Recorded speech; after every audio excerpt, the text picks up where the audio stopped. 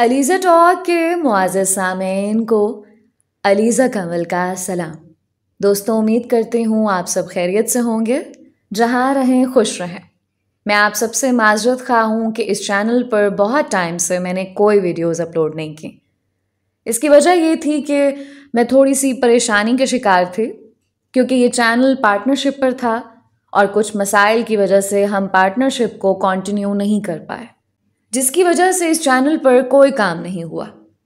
एक अहम फैसला लिया गया जिसमें यह तय पाया गया कि मेरे पास 3 अकाउंट्स होंगे। एक ये ऑफिशियल अकाउंट जो कि यूट्यूब चैनल है जिसका नाम है अलीज़ा टॉक। इसके साथ बाकी सोशल मीडिया प्लेटफॉर्म्स जैसे कि इंस्टाग्राम और टिकटॉक, जिसको मैं मेंशन कर रही हूँ विद स्क्रीनशॉट्स, जहाँ पर मैं अवेलेबल होंगी। ये 3 अकाउंट्स मेरे अंडर होंगे और इन पर मैं ही काम करूँगी।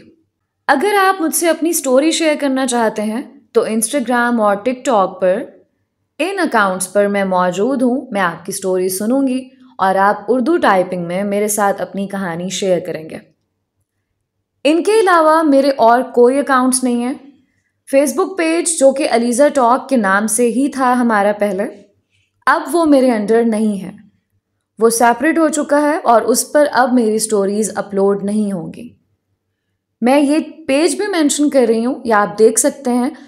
इन 3 सोशल अकाउंट्स के अलावा मेरा और कोई अकाउंट नहीं है। जितने भी लोग मेरी आवाज़ को, मेरे कंटेंट को यूज़ कर रहे हैं, वो सिर्फ कॉपी कर रहे हैं। तो मेरी आप सबसे रिक्वेस्ट है कि आप मेरे अकाउंट्स को फॉलो करें और इसको मैक्सिमम शेयर करें अपने जानने वालों में। और वो तमाम अकाउंट्स इंस्टाग्राम, टिकटॉक, फेसबुक या यूट्यूब पर जो मेरी आवाज़ को यूज़ कर रहे हैं, उनका मेरे साथ कोई लिंक नहीं है। वो सिर्फ मेरा कंटेंट कॉपी कर रहे हैं। मैं आपसे रिक्वेस्ट करती हूँ कि उन सबको अनफॉलो करें, उन सबको अनसब्सक्राइब करें। मेरी आपसे रिक्वेस्ट है कि जब भी आप अपनी कहानी शेयर करें तो सबसे पहले कंफर्मेशन करें कि क्या आप अपनी कहानी अलीज़ा के साथ शेयर कर रहे हैं, क्योंकि मेरा और किसी भी अकाउंट के साथ, किसी भी पेज के साथ कोई लिंक नहीं है। I hope you all get my point. Thank you so very much कि आप सबकी सपोर्ट और प्यार मेरे साथ मौजूद है। जब मैं इस चैनल पे काम नहीं कर रही थी और एक अच्छा खासा गैप आया, तो मुझे आप सबकी तरफ से कमेंट्स मिले, आप सबका प्यार मिला और आप लोग बार बार मुझसे पूछते रहे कि मैं कहाँ हूँ, कैसी हूँ, सब खैरियत है। आप सबकी तरफ से मिलने वाले प्यार, खुलूस और अपनायत से मुझे महसूस हुआ कि मुझे और अच्छा काम करना चाहिए, मज़ीद दिल लगा के और ख़ूबसूरती से आपकी कहानियों को आप तक पहुँचाया जाए। अब इस चैनल पर मज़ीद मुनफरिद कहानियाँ आएंगी और आप सबकी कहानियों को नैरेट करूँगी इंशाअल्लाह। मुझे उम्मीद है कि अल्लाह के बाद अब आप सबकी सपोर्ट मुझे बहुत आगे तक लेकर जाएगी और मैं मज़ीद अच्छे तरीके से इस काम को सरअंजाम दूँगी। तो मुझे आप सबकी मज़ीद सपोर्ट चाहिए होगी और पहले से ज़्यादा सपोर्ट चाहिए होगी। आप सबका बेहद शुक्रिया। आज मैं आपको एक बेहद खूबसूरत और रोमांटिक कहानी सुनाने जा रही हूँ। ये कहानी है एक मियाँ बीवी बासिल और नूर की कहानी। मुझे उम्मीद है ये कहानी सुनकर आपके दिल को बहुत खुशी महसूस होगी। तो बढ़ते हैं आज की कहानी की जानिब। मुझे ये शादी नहीं करनी बाबा, बासिल ने बिगड़ते हुए लहजे में कहा। क्यों नहीं करनी? सरमद साहब जो कि बासिल के बाप थे, उन्होंने चिढ़ते हुए कहा। वो कुछ दिन पहले ही अपने दोस्त की बेटी को अपने इकलौते बेटे के लिए पसंद करके आए थे, क्योंकि किसी मसले की वजह से सरमद साहब के दोस्त की बेटी की बारात दरवाजे से ही वापस चली गई थी। ऐसे में सरमद साहब ने आगे बढ़कर उस लड़की को अपनी बहू बनाने का फैसला किया था और अब 2 दिन बाद की डेट फिक्स कर आए थे। उनका दोस्त मिडिल क्लास फैमिली से ताल्लुक रखता था। बाबा, आप जानते हैं मैं नताशा से शादी करना चाहता हूं। मैंने मिलवाया भी था आपको, वो रूहानी सी आवाज में बोला। तुम्हारी शादी बस नूर से होगी। नूर बहुत अच्छी लड़की है, बहुत नेक बच्ची है। तुम्हारी जिंदगी संवर जाएगी बासिल। अगर तुमने मजीद कुछ कहा या मना किया तो मेरा मरा हुआ मुंह देखोगे। ठीक है, अगर आप यही चाहते हैं तो मैं ये करने के लिए तैयार हूं, मगर मैं आपकी उस नेक परहेजगार नूर को कभी बीवी का दर्जा नहीं दूंगा। मेरे नजदीक वो बस कमरे में पड़े एक्स्ट्रा सामान की तरह होगी। इतना कहते वो गुस्से से बाहर निकल गया, जबकि सरमद साहब इसी में फिलहाल खुश हो गए थे कि उनका बेटा मान तो गया था ना। ठीक 2 दिन बाद बासिल की बारात का दिन आ गया। वो सख्त चेहरे के साथ इवेंट अटेंड कर रहा था।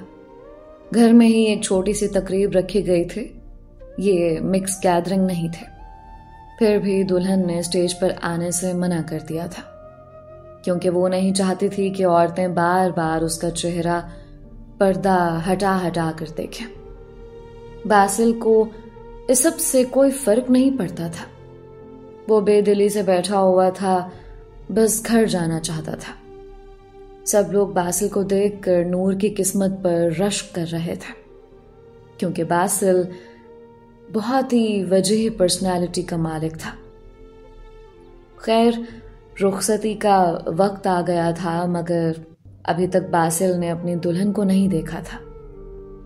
उस वक्त नूर सजी संवरी से बेड से टेक लगाए बासिल का इंतजार कर रही थी। बासिल अभी तक कमरे में नहीं आया था। बहुत देर बाद भी इंतजार करने के बाद जब वो नहीं आया तो नूर ड्रेसिंग के सामने बैठकर अपना हिजाब उतारने लगे। लंबे घने बाल उसकी कमर पर फैल गए थे। वो वाकई बहुत खूबसूरत थे। हुस्न जैसे शादी के जोड़े में टूट कर उस पर बरसा था।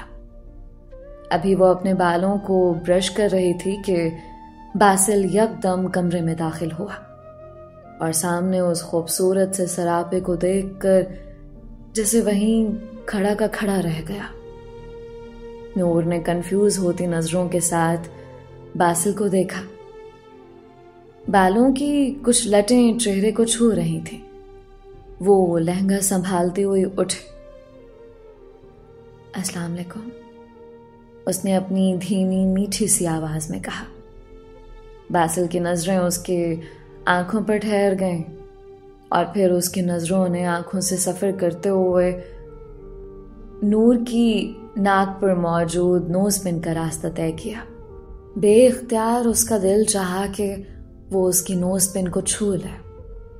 एक पल को वो वाकई भूल चुका था कि वो इस शादी के कितना खिलाफ था, मगर जल्द ही होश में आने के बाद वो अपना तकिया उठाता उस कमरे में मौजूद सोफे पर लेट गया। नूर परेशान से खड़ी ये सब देख रहे थे। एक लम्हा लगा था उसे ये समझने में कि बासिल से जबरदस्ती की गई है। जाने उसे ये सब अच्छा नहीं लगा था।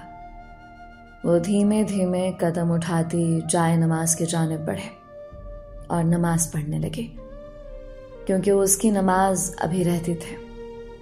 बासिल ने उसे सुर्ख जोड़े में मौजूद उसे नमाज पढ़ते देखा और आंखें मूंद गया। नमाज से फारिग होकर वो बासिल के सोफे की तरफ बढ़े। वो बासिल को उठाना चाहती थी कि वो बेड पर सो जाए। बासिल, वो हल्का सा झुके। झुकने से उसके लंबे सिल्की बाल बेइख्तियार बासिल के मुंह को छूने लगे। यकदम बासिल ने आंखें खोली।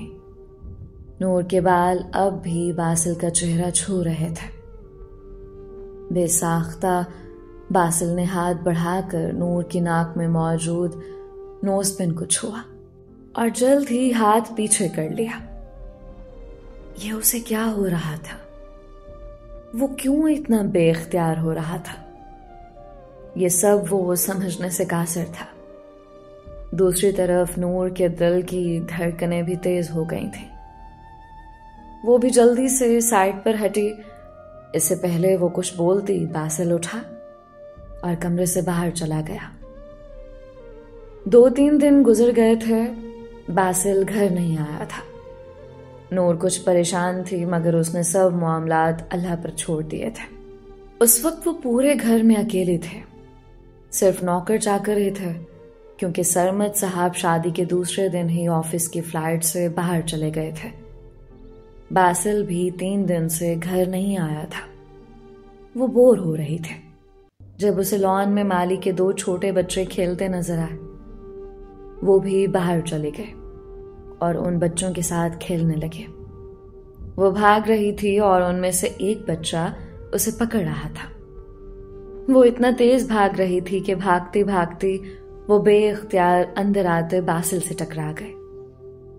बरवक्त बासिल उसे ना थामता तो वो गिर जाते। उसके दोनों हाथ बासिल ने थाम रखे थे। दुपट्टा सर से सिरक कर कंधे पर ढल चुका था। वही गहरी आंखें, वही खूबसूरत लंबे बाल और नाक में पहनी नोजबैंड।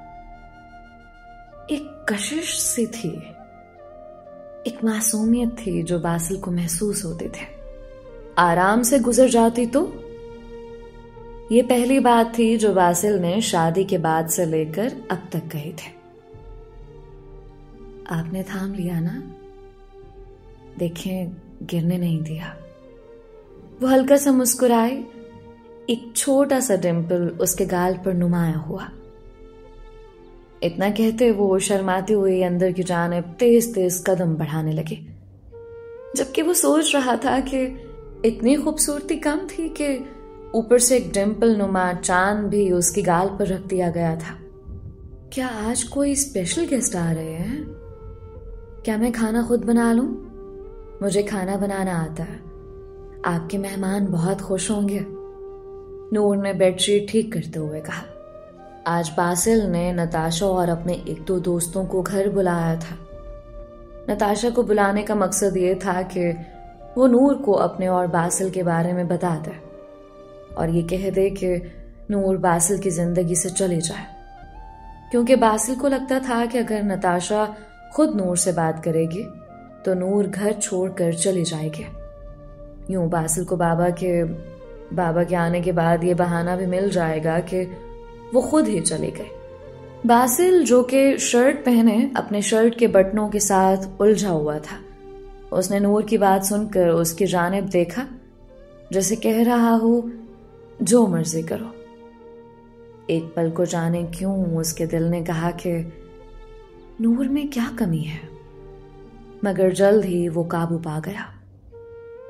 क्या हुआ, कोई मसला है? नूर ने बासिल को शर्ट से उलझते हुए देखा तो पूछा। शायद बटन टूट गया है शर्ट का, लगता है दूसरी पहननी पड़ेगी, उसने तंग होते हुए कहा। सुने, यहीं रुके, मैं अभी आती हूं। इतना कहते वो सुई धागा ले आई, जबकि बासिल हैरत से उसे देखता रहा। वो हर काम में माहिर थे। सुई में धागा डाल के वो बासिल की शर्ट पर लगे सामने के बटन सीने लगे। बासिल बहुत गौर से ये सब देख रहा था। बटन सीते हुए नूर के बाल बार बार उसकी आंखों पर आ रहे थे। जाने क्या सोचते बासिल ने धीरे से हाथ बढ़ाया और नरमी से उसके बाल कानों के पीछे कर दिए। वो धागा मुंह में डाले चुपचाप सी बासिल को देखने लगे। आज की तारीख में बटन लग जाएगा? उसकी बात सुनती वो फिर से बटन सीने लगे।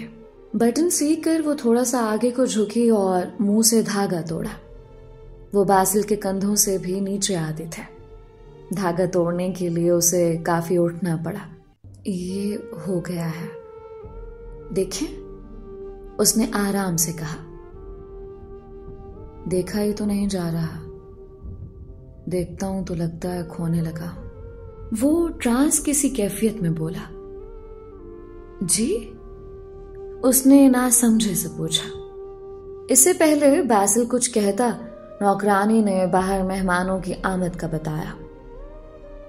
नूर, तुम जाओ, उनको बिठाओ, मैं आता हूं। बासिल ने जानबूझ के उसे नीचे भेजा ताकि नताशा पहले ही उसे बात कर ले। वो सर हिलाती हुई कमरे से चली गई। एक पल को बासिल ने उसकी पुश्त को देखा और फिर अपने बटन को, और फिर एक दुख का एहसास उसे होने लगा। नूर नीचे गई जब उसे 2 लड़के और एक लड़की बैठे नजर आए। वो लड़की छोटी सी ड्रेस में मलबूस थे। ओह, तो तुम हो नूर? हो क्या तुम? उसके जाते ही नताशा जैसे भूखी शेरनी की तरह शुरू हो गए। उसकी बात पर नूर कंफ्यूज होने लगे। जान क्यों नहीं छोड़ देती तुम बासिल की? तुम मिडिल क्लास लड़कियों को बस यही कुछ आता है, तुम लोग हमारा मुकाबला कर ही नहीं सकते। नताशा ने नूर के नकाब को निशाना बनाया। छोड़ दो बासिल की जान, वो बस मेरा है। आप क्या कह रही हैं? बासिल मेरे शौहर है। वो अटकते अटकते बोले। वो बुरी तरह सहम चुके थे। इन दोनों में से किसी को बना लो शौहर। क्यों जैद और अली? कर लोगे ना शादी? नताशा ने एक बार फिर जहर उगला। हाय, आंखें तो कातिल हैं और ये अदाएं तो। वैसे शादी के बगैर भी अगर तुम चाहो तो, उसके एक दोस्त ने गलाजत से कहा। बस बहुत हुआ, होश में तो है ना आप लोग? इतनी तजलील के बाद नूर का दिल चाहा जमीन फटे और वो उसमें समा जाए। अभी कोई मजीद कुछ कहता कि बासिल भागता हुआ नूर की जानिब आया। वो सब कुछ सुन चुका था।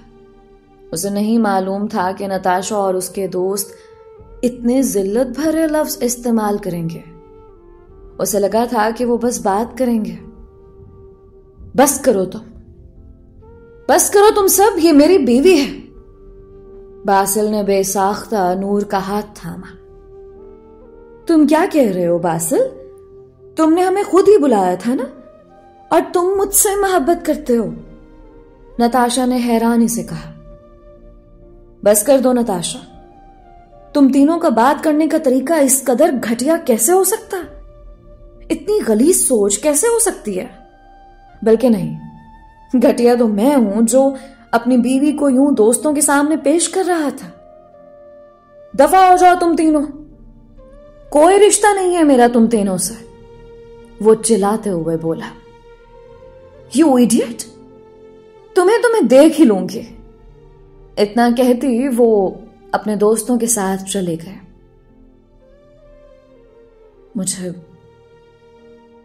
मुझे माफ कर दो नूर, तुम मेरी बीवी हो। जो भी मेरा आज तक रवैया रहा, माफ कर दो प्लीज। तुम वाकई नूर हो, मेरी नूर। वो बाकायदा रोने लगा। नूर ने उसके हाथ थामे और उसके सीने से लग गए। वो कमरे में बैठी तैयार हो रही थी। सुर्ख रंग का लंबा फ्रॉक पहने वो बालों को खुला छोड़े झुमके पहनने में मसरूफ थे जब बासिल कमरे में दाखिल हुआ। बेसुध सा उसे देखता वो चलता चलता ड्रेसिंग तक गया। लाओ मैं पहना दूं झुमके। इतना कहते उसने सामने पड़ा झुमका उठाया और नरमी से उसके कानों में पहनाने लगा। उसके बालों को एक साइड पर डालते हुए बासिल ने हाथ में पकड़ा लॉकेट उसके गले में पहनाया। बासिल, ये बहुत प्यारा है, वो मुस्कुराते हुए बोले। तुमसे कम मेरी जिंदगी, सरगोशी भरी आवाज में कहते हुए बासिल ने सर उसके कंधे पर टिका दिया। कुछ और भी है तुम्हारे लिए। वो क्या? नूर ने पूछा। यहां बैठो। उसे बेड पर बैठाकर वो नूर के कदमों में बैठ गया। आप यहां नीचे क्यों? वो यकदम बोले। बेइख्तियार उसके लबों पर उंगली रखते वो बोला। बासिल ने नूर का दायां पांव अपनी गोद में रखा और हाथ में पकड़ी पाजे बहुत नरमी से उसके पांव पर पहनाने लगा। और पाजे पहनाने के बाद उसने नूर के हाथ को नरमी से बोसा दिया। नूर, तुम रोशनी हो, मेरी जिंदगी को मुकम्मल करने का शुक्रिया। आज तुम्हारा हर हक तुम्हारे नाम करता हूं। बासिल के इस अंदाज पर वो बेख्तियार शर्माते हुए उसके सीने से लग गए। किस्मत दूर खड़े उनको देखकर मुस्कुरा रहे थे और रश्क कर रहे थे। दोस्तों, ये थी बासिल और नूर की कहानी। उम्मीद करती हूँ ये कहानी आपको बहुत पसंद आई होगी और उम्मीद करती हूँ कि इस कहानी से आपने काफ़ी कुछ सीखा होगा। दोस्तों, निकाह से पहले बहुत से लोग किसी और से मोहब्बत करते हैं, लेकिन खुदा ने निकाह में वो ताकत रखी है कि जब आपका लाइफ पार्टनर आपके साथ जुड़ता है तो आपको उससे बहुत मोहब्बत हो जाती है। इसलिए कभी भी अपनी बीवी को किसी दोस्त के सामने पेश मत करें, उसे किसी किस्म का कोई बदला मत लें। मिलते हैं एक और नई और मुनफरिद कहानी के साथ। अगर आप अपनी कहानियाँ मुझसे इंस्टाग्राम पर शेयर करना चाहते हैं तो ज़रूर करें। मैं उनमें से मुनफरिद कहानियाँ देखकर ज़रूर नैरेट करूँगी। मुझे अपनी ढेर सारी दुआओं में याद रखें। अलीज़ा कमल को इजाज़त दीजिए। अपना और अपनों का बहुत ख्याल रखें। अल्लाह हम सब का हामी नासिर रहे।